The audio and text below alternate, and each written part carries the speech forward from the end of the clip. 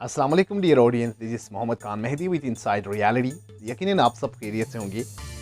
हम डिस्कस करने जा रहे हैं मगरिब के वेस्टर्न एलाइस और नेटो एलाइस का रशिया के ऊपर सैंक्शंस के ज़रिए उन्होंने जो स्ट्रेटेजी अपनाया है वो ग्राउंड बैटल पे ओपनली उन्होंने कंट्रीब्यूट नहीं किया है। गो कि जो मगरबी ममालिक ब्रिटेन हो, बोरिस जॉनसन हो, अमेरिकन प्रेसिडेंट बाइडन हो, कैनेडियन प्रेसिडेंट ट्रूडो हो, इन सब ने बरमला इजहार किया है कि हम किसी भी वॉर दो मुल्कों के बीच में हम डायरेक्ट इन्वॉल्वमेंट हम नहीं करेंगे, नीदर हम उनकी ड्रोन गिराएंगे जो उसकी यूक्रेन की टेरिटरी में आ रहा है।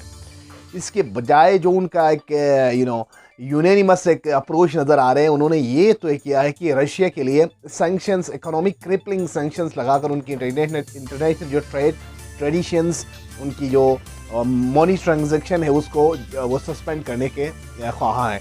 हमने ये देखना है कि आज की इस स्टोरी में, इनसाइड रियलिटी में, हमने ये देखना है कि either these brutal sanctions, crippling sanction is gonna be fruitful or something panacea to the woes, to the problems। अब तक तो वो नज़र नहीं आते क्योंकि रशिया की जो एग्रेशन है, इन्वेजन, वो जारी है। आज भी एक सैटेलाइट इमेज के ज़रिए से नाजरीन देखा गया कि रशिया की कई किलोमीटर पर मुहित troops within Ukrainian territory वो दाखिल हो चुके हैं और ज़मीनी कार्रवाई अपने तगोदो से बड़े शिद्दत और जुनून के साथ जारी है।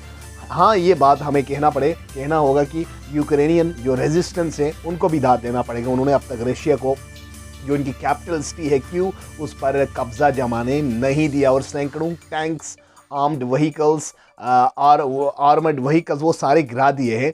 तो दूसरे जानिब कैजुअलिटीज़ सिविलियन की हो रही है। तो अब मैं CNN को कोट कर लूँगा, इस हवाले से भी डिस्कस कर लूँगा। इसके अलावा जो BBC का रिपोर्ट है कि रूसी अफवाज के हमले में कितने शहरी है उनके यूक्रेन के मारे गए हैं, उसको भी आपसे डिस्कस कर लूँगा। इसके अलावा हम डिस्कस करेंगे कि क्या सैंक्शंस व्लादिमीर पुतिन को रोकने में कामयाब हो जाएंगे। इसके अलावा हम जो बाइडन के जो प्रेस कॉन्फ्रेंस थी उनमें उन्होंने विविध अंदाज में कहना था कि वो किसी भी वॉर में डायरेक्ट इन्वॉल्व नहीं होंगे। इससे पहले हमारे न्यूली ऑडियंस से गुजारिश है कि आप हमारे चैनल को सब्सक्राइब कर लें और बेल आइकन पर क्लिक करें ताकि आप पल पल और मस्तनद खबरों के लिए हमारे साथ जुड़े रहें। सो we'll be moving towards the story, towards the hot debate which is all about Ukrainian war, the skirmishes। ये यूक्रेन की जो टेरिटरी है वो रशिया के लिए एक बैकबोन की, वर्टेब्रल पार्ट की हैसियत रखते हैं। नाजरीन, ये बड़ा इंपॉर्टेंट है क्योंकि रशिया ने इससे पहले कई ऑफर्स किए हैं। Zelensky, he was a comedian, और वो अचानक एक रेपुटेशन मिली, वो यहाँ पर आए, प्रेसिडेंसी तक वो पहुँच गए। इससे पहले रशियन प्रेसिडेंट ने बताया था कि आप वेस्टर्न एलाइंस को भूल कर आप न्यूट्रल रहें, हम आपके ऊपर कोई इन्वेट नहीं कर रहे हैं। इस साइड से रशियन जो असर्शन है वो थोड़ा सा लेजिटिमेट नज़र आ रहा है क्योंकि उनको काफ़ी तल्ख तजुर्बा है। The fall of Soviet Union was the biggest collapse in the history, in the recent history.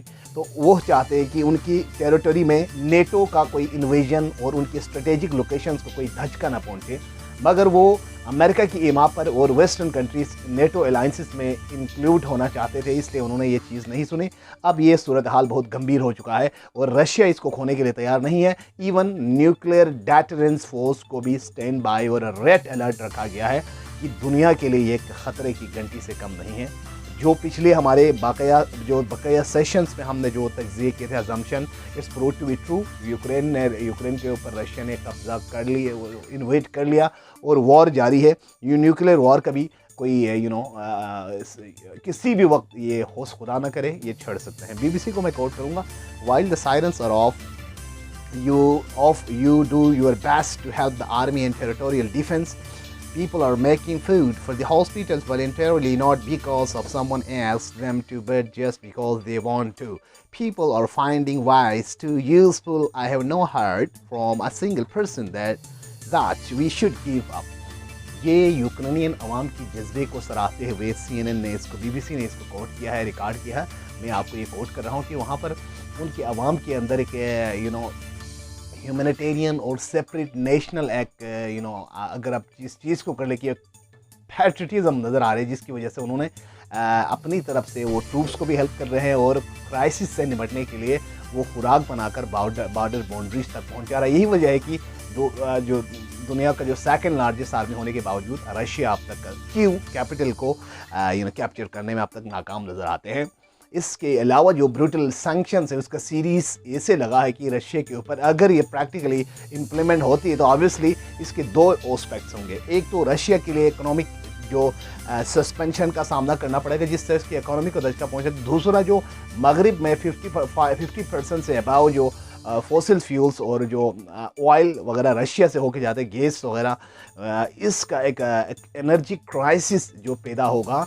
अभी मार्केट में जो इंटरनेशनल जो मार्केट में $105 पर बैरल हो चुका है। ये काफ़ी तबाहकुन हद तक हो सकते हैं जिससे इन्फ्लेशन काफ़ी हद तक आगे बढ़ सकते हैं। Excuse me. So Russia's brutal onslaught of Ukraine is raging on multiple fronts, but despite desperate pleas for more international assistance, the country faces Moscow's offensively largely alone. कल ज़ेलेंस्की ने यूरोपियन यूनियन पार्लियामेंट में खिताब किया तो तमाम जो मेंबरान हैं उन्होंने उठ के उसको अप्लॉज किया।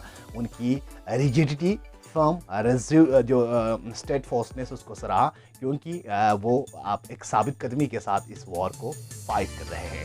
मगर अमेरिका और दूसरे कंट्रीज़ ने, बोरिस जॉनसन ने भी कल ऐलान कर लिया कि हम इस वॉर में डायरेक्ट इन्वॉल्व नहीं होंगे, अलबत्ता हम सैंक्शंस लगाएंगे। अमेरिकन प्रेसिडेंट जो बाइडन का भी कहना था कि ये वॉर यूक्रेनियन टेरिटोरी में हम दाखिल होकर एक डायरेक्ट हम किसी की फेवर में नहीं जाएंगे, रादर हम रशिया के ऊपर जो इक़्तिसादी बाइकाट है उसमें हम हेल्प कर सकते हैं। तो इस हवाले से रशिया को बहुत हज़ीमत का सामना है फ़िलहाल मगरबी दुनिया की जानिब से।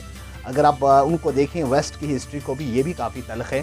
न्यूक्लियर वॉर तक भी उन्होंने हिट किया अपनी इंटरेस्ट स्टेट की जो हेजमनी और लस्ट पर आए। तो हिरोशिमा में उन्होंने 1945 में उन्होंने हिरोशिमा और नागासाकी के दो मुख्तलिफ जगहों पर उन्होंने वॉर हिट किया। अब ये कहना कि दूसरे कंट्रीज़ को आप न्यूक्लियर आर्म की प्रोलिफरेशन रोकें और इनरिचमेंट कम कर लें, ईरान के ऊपर क्रिपलिंग सैंक्शंस देखें, नॉर्थ कोरिया के ऊपर देखें, अब रशिया के ऊपर देखें, हाँ ये तब सूटेबल और मौजून लगता है जब आप कोई नावल एग्जांपल सेट करते हैं। तो अभी जो ग्राउंड सिनारियो है ये कम्प्लेक्स हैं, बिल्कुल भी हम इसको सेटिस्फैक्ट्री लेवल नहीं कह सकते। आने वाला दौर बहुत भयानक हो सकते हैं क्योंकि रशिया के पास एक ही आंसर अप हो सकते हैं, या वो सर तस्लीम खम करके इस चीज़ को, रियलिटी को तस्लीम कर लें और विड्रॉल कर लें, या वो अपने अटमोस्ट जो एग्रेशन और दिखाएं जिसका उसके पास, व्लादिमीर पुतिन के पास उसके बकौल एक ही ऑप्शन है, वो है न्यूक्लियर पावर। अगर ये छड़ जाते तो खुदा न खास्ता पूरी दुनिया के लिए महलिक वबा बनकर सामने आ सकते हैं। We hope for the peace of the world.